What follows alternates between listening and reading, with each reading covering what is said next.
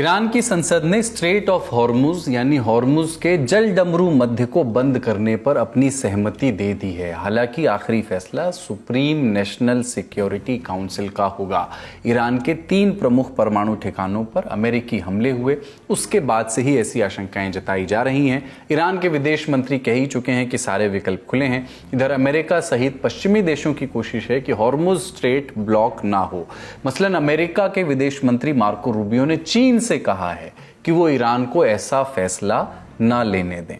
तो ऐसे में सवाल है कि आखिर स्ट्रेट ऑफ हॉर्मुज क्या है, भूगोल के लिहाज से इसका महत्व क्या है, व्यापार के लिहाज से इसका महत्व क्या है, कैसे इसके बंद होने पर दुनिया पर असर पड़ेगा और खासकर भारत पर क्या असर होगा। एक एक करके हर सवाल का जवाब आज जानते हैं। स्ट्रेट यानी जलडमरू मध्य यानी एक संकरी सी वाटर बॉडी जो 2 बड़ी वाटर बॉडीज को कनेक्ट करती है। स्कूल में आपने पढ़ा होगा। तो ये स्ट्रेट हो गया। अब हॉर्मुज को समझिए। ईरान का एक द्वीप है इस नाम का, हॉर्मुज नाम का। ये बांदर अब्बास बंदरगाह के पास स्थित है।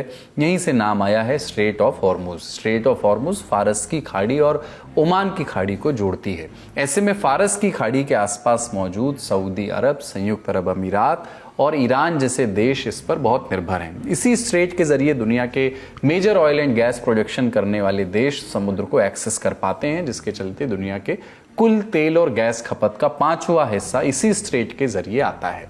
स्ट्रेट ऑफ हॉर्मुज बहुत चौड़ी नहीं है। अपने सबसे सकरे पॉइंट पर बस 33 किलोमीटर की विड्थ है। शिपिंग लेन की चौड़ाई तो बहुत ही कम है, महज 3 किलोमीटर। ऐसे में इसे ब्लॉक करना या यहां से गुजर रहे जहाजों पर हमले करना आसान हो जाता है।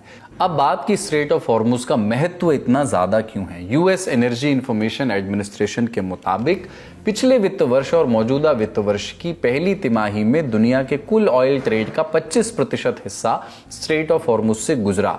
पिछले वित्त वर्ष में लिक्विफाइड नेचुरल गैस यानी एलएनजी के कुल वैश्विक व्यापार का 20% व्यापार स्ट्रेट ऑफ हॉर्मुज के रास्ते से हुआ। स्ट्रेट ऑफ हॉर्मुज की लोकेशन ऐसी है कि कोई दूसरा समुद्री रास्ता उसका विकल्प नहीं बन सकता। ये बंद हुआ तो असर global gas and oil trade पर पड़ेगा। तेल की कीमतें बढ़ेंगी। 23 जून को ऐसा होता भी दिखा जब कीमतों में 2% का उछाल देखा गया। और जब तेल की कीमतें बढ़ती हैं तो दूसरी चीजों की कीमतें भी अपने आप बढ़ जाती हैं। और यहीं से सामने आ रही है भारत की चिंताएं। EIA का कहना है कि पिछले वित्त वर्ष में स्ट्रेट ऑफ हॉर्मुज से निकला 84% कच्चा तेल और 83% LNG एशियाई बाजारों में गया, मुख्यतः चीन, भारत, जापान और दक्षिण कोरिया। इन आंकड़ों के भीतर जाएं तो भारत का 90% कच्चा तेल और 50% LNG पश्चिम एशियाई देशों से ही आता है। अमेरिकी प्रतिबंधों के बाद से ईरान का हिस्सा ज्यादा नहीं है, लेकिन ये सारा आयात स्ट्रेट ऑफ हॉर्मुज से ही होता है। रिपोर्ट्स के मुताबिक भारत के 3 में से 2 LPG सिलेंडर पश्चिमी एशियाई देशों से आई LNG से ही सोर्स किए जा रहे हैं। हालांकि भारत ये आयात रूस, अमेरिका, अफ्रीका और दक्षिण अमेरिकी देशों से भी करता है। अब बात भारत पर असर और निपटने की तैयारी की करते हैं। आज भारतीय अंतर्राष्ट्रीय बाजार में, तेल बाजार में हम तीसरे नंबर पे हैं। हम डिमांड के हिसाब से, नेचुरल गैस के हिसाब से हम चौथे नंबर पे हैं। तो भारतीय बाजार में कितनी तेल का डिमांड रहेगा, इसके ऊपर सारे दुनिया के जो तेल बेचने वाले हैं, चाहे वो ओपेक हो, ओपेक प्लस हो या ओपेक के नॉन मेंबर्स भी हो जैसे यूएसए वगैरह, सबका पैनी नजर रहता है। तो इसीलिए जब दुनिया में जैसे अभी ईरान और इसराइल का जो झमेला चल रहा है, उससे तेल का बाजार में प्राइस ज्यादा होने का आशंका जरूर है। लेकिन इतना ज्यादा भी वो तेल के जो सप्लायर्स है वो उठा नहीं सकते हैं, क्योंकि उनके लिए प्रॉब्लम है कि अगर भारत अगर नाराज होकर कुछ दूसरे लोगों से अगर तेल ले ले, यानी कि अगर जो वेस्ट एशिया से आ रहा है तेल, उसके बदले में अगर रशिया से लेना शुरू करे, यहाँ की यूएसए से तेल ले ले, तो उनके लिए एक बहुत बड़ा डिमांड का स्रोत कम हो जाता है। इसीलिए कोई भी देश बहुत ज्यादा ये रिस्क नहीं लेता है। और ये हमारे लिए, जिसे कहते हैं, हम एक अंग्रेजी लफ्ज है स्वीट स्पॉट, तो हमारे लिए एक स्वीट स्पॉट बन चुका है तेल का बाजार। और इसीलिए आप देखेंगे तेल पेट्रोलियम एंड खनिज मंत्रालय के मंत्री हरदीप पुरी जी, उन्होंने कहा है कि हम इस पर ज्यादा चिंता नहीं कर रहे हैं, क्योंकि हम डाइवर्सिफाइड हैं। जब जैसे जरूरत है हम अकॉर्डिंगली तेल का प्रावधान हम कर लेंगे। तेल का जो दाम है वो अंतर्राष्ट्रीय बाजारों में कोई ऐसा नहीं रहता है, लॉन्ग टर्म प्राइस नहीं रहता है। शॉर्ट टर्म उसी दिन, मतलब टिपिकली जैसे हम सब्जियां वगैरह खरीदने जाते हैं, कुछ उसी तरह से होता है कि उस दिन बाजार में भाव क्या है। तो अगर हम उसके हिसाब से देखें तो वैसे ही पहले जैसे मैंने कहा कि तेल के लिए हम बहुत बड़े खरीदार हैं, इसलिए सारे दुकानदार बहुत उतावले रहते हैं कि भाई हम कितना खरीदेंगे।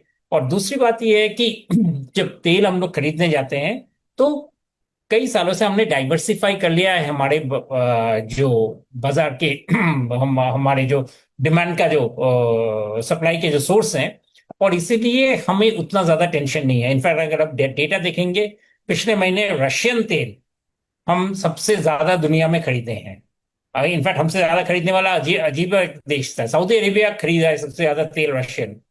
खैर उनका वजह अलग था, लेकिन सेकेंड हाईएस्ट तेल 600 में 1000 टन मिलियन टन का तेल, 600,000 बैरल्स ऑफ ऑयल जो हमने खरीदा है। तो आप देख सकते हैं कि किस किस तरीके से ये तेल का बाजार चलता है, और नेचुरली उसमें कि जिसकी लाठी उसी की भैंस बन जाती है। और इन सब के बीच सबसे बड़ा सवाल तो रह ही गया, क्या ईरान इतना बड़ा कदम उठाएगा? इन पॉइंटर्स पर नजर डालिए। ईरान ने कभी भी स्ट्रेट ऑफ हॉर्मुज को बंद नहीं किया है अब तक। ऐसा इसलिए क्योंकि ईरान अपने व्यापार के लिए खुद इस स्ट्रेट पर निर्भर है। स्ट्रेट ऑफ हॉर्मुज को बंद करने से ईरान के पड़ोसी देशों के लिए भी एक बड़ा रास्ता बंद हो जाएगा। इनमें सऊदी अरब जैसे देश भी शामिल हैं। ईरान और सऊदी अरब के बीच संबंध सुधर रहे हैं, ईरान इन्हें खराब नहीं करना चाहेगा। पश्चिमी प्रतिबंधों के चलते चीन भारी मात्रा में ईरान से तेल खरीदता है। स्ट्रेट ऑफ हॉर्मुज के बंद होने से चीन तक भी ईरान का तेल नहीं पहुंच पाएगा। तो ये रहा स्ट्रेट ऑफ हॉर्मुज का पूरा हिसाब किताब और इसका भारत पर पड़ने वाला संभावित असर अगर ये बंद होता है तो। पहली बड़ी खबर को यहीं विराम देते हैं।